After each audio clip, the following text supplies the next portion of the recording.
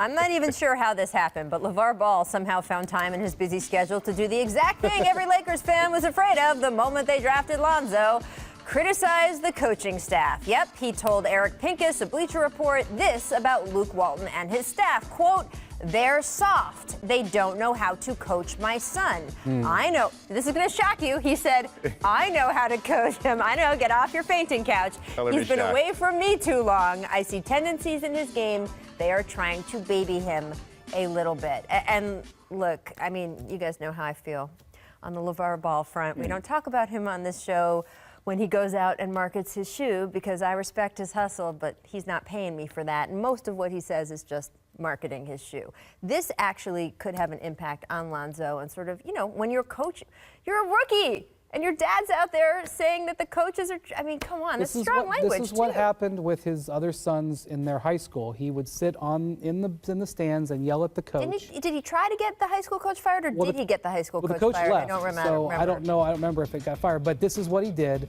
And let me just say this: I have complimented LaVar in the past because no matter what you think of him, I actually think he raised a pretty impressive son in Lonzo. I think he's a very good, well-adjusted person, but he didn't teach him how to shoot correctly.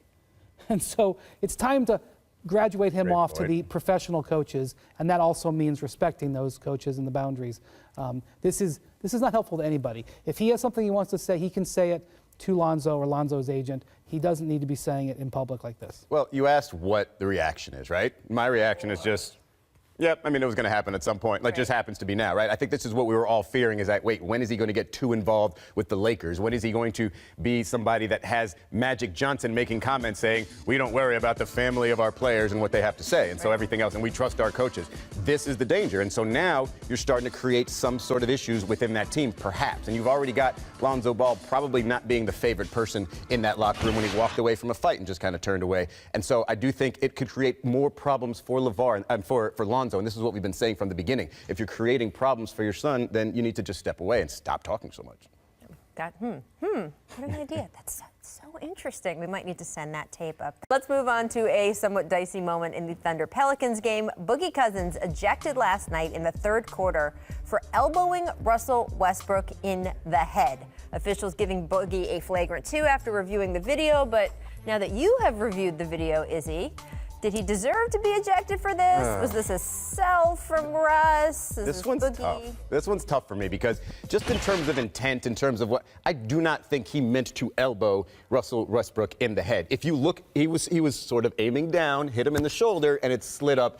Now, granted, it was quick. And in the fast motion. He only meant to elbow him in the shoulder region. But that's not really. He only wanted it to be a semi-flagrant elbow, not a serious. It was violent in the speed at which he did it, right? So no matter where that landed, it would have looked bad. But in terms of aiming for the neck or head, like, do you really think DeMarcus Cousins said, "I'm going to elbow this dude in the neck right now"? Like, I know he's a strange player, a dirty player, you could even say, but I don't think that was his intent. Well, it's funny. I wouldn't take Boogie's context into this because every play is individual, and I do think Boogie sometimes gets the bad rap kind of extended to him. I'm taking the Oklahoma City's context. They have been called super tight by the league, and they've had a lot of calls go against them. Melo was ejected from a game for something similar under the basket.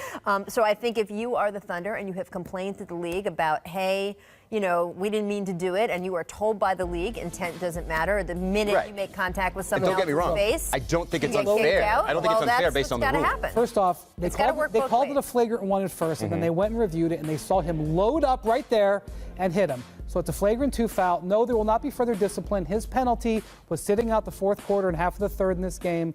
That was his penalty. That's what he paid. And by the way, the Pelicans ended up winning anyway. So everybody move on. And you're not allowed to load up and elbow a guy, whether you're hitting him in the shoulder or the ribs or anything. And he's not going to get the benefit of the doubt in any case. So I get it. I'm not saying it's unfair, but I'm saying in DeMarcus Cousins' head, if there are people out there that said he in his head said, "I'm going to elbow this dude in the neck," I don't think for 1 second that's an argument. Whether he even elbows him in the shoulder, I don't think it's right. I mean, what we can do during the break is we can reenact this. You can elbow Izzy in the head, and we'll see if it felt if I feel it intense or not. I don't know. We'll see. I will slide right off this leather.